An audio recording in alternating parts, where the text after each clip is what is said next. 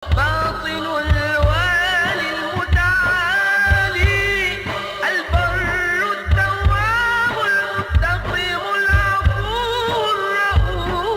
الرؤوف. For 2 months, Iraqi-born Houston resident Genghis Khan Elkadiri waited in his family compound in Baghdad for word about an appointment with someone in authority at the palace.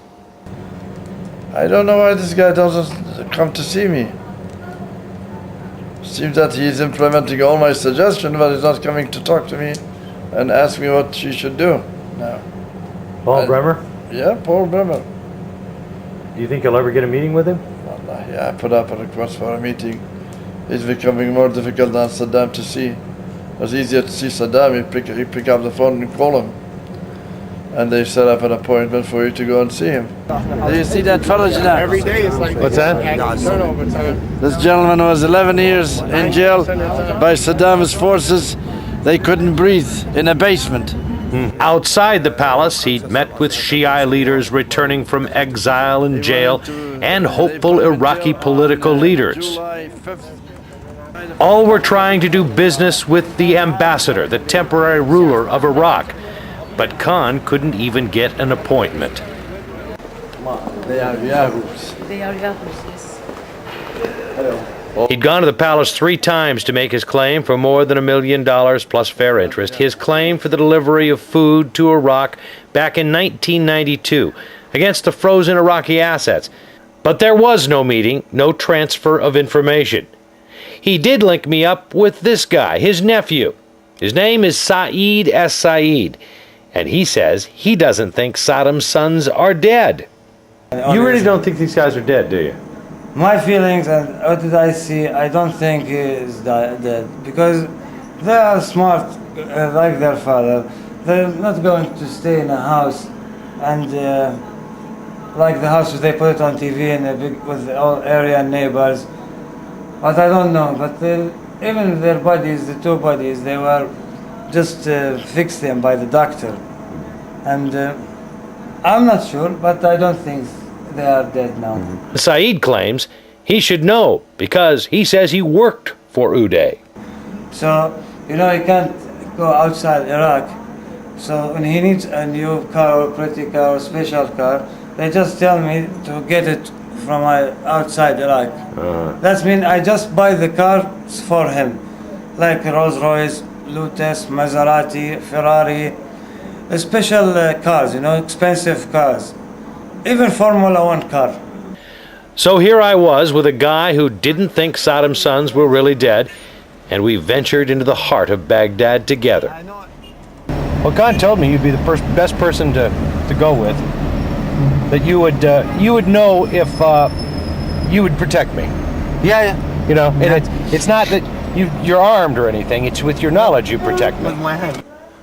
I gave Saeed $100, and he went and picked up a guy he says was one of Saddam Hussein's bodyguards, who's now apparently out of work.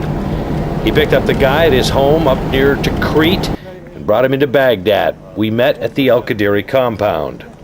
Okay, come on. Hello. I want to meet you, Khattab. How do you do? I'm Scotty Barrett.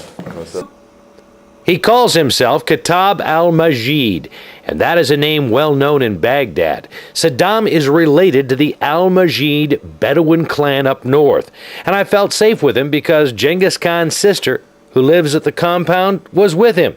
We are very happy to see you. You have a gun. Khattab al-Majid didn't want to go on camera, to be interviewed on TV. He had his shiny .45 caliber automatic to make his point. So, to make him feel safe, I put the camera behind him. Like that? Here, look. You cannot see anything. You cannot see anything. See, you're right there. I'm right here. Okay, see, I'm here. No. And you're not seen. Okay? Like that. Yeah. You have a gun. Are you afraid for your life? هذا يقول خايف على حياتك شيء هذا مسدس. بس كل إنسان شايل سلاح. He said, in these days, everybody is carrying a gun. كيف أنت متعود 24 ساعة شايل؟ He said, before in Saddam's regime, I carried a gun all the time.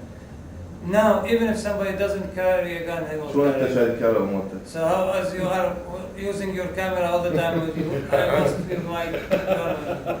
I'm using my camera, you're using your gun. Very astute. يصير امان وحكم يصير ينقتلون واحد واحد لو اصطدام لو ما ادري شنو يعني كل هاي تفكر التفكير. Saeed introduced me to this character. He is Asmail al-Dalemi, a Ba'ath Party security chief in hiding. He says he has 13 children and several wives and a mother who is sick living in his house. Saeed's mother, a retired university professor, helped with the translation. ضانا 40 ب$60. زين هاي العائله ايش تاكل اروح ابوك؟ He says they have to give us back our salaries. I am retired. How can I live? Do they expect me to go and steal and rob and kill? We must be paid. The retiree to give them their salary, they have given them garbage, nothing. People here don't have social security or unemployment. They depend on what the husband bring in to feed his family. The Ba'ath Party leader also accused the United States of invading Iraq not to free his people, but to take control of Iraq's vast oil reserves. Do you think the United States invaded just for the oil? Is that what you're saying? They said the American when entered Iraq, they didn't look for nothing except after the oil. They didn't talk with people, the nation. They didn't say that we are not going to kill the Ba'ath Party members in Ba'ath Party.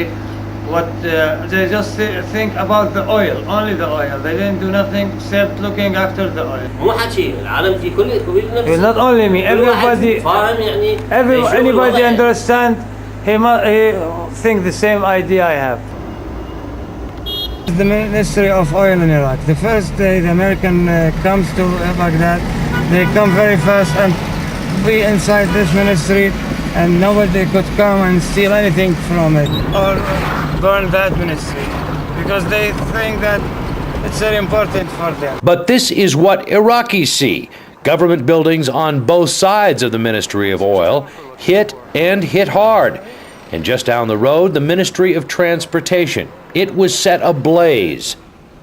Next, we go to Sadr City, once called Saddam City, where we meet this man, a man described as a magic man, who has some strong suggestions for U.S. occupiers on improving life in Baghdad, where life is cheap and death is very frequent.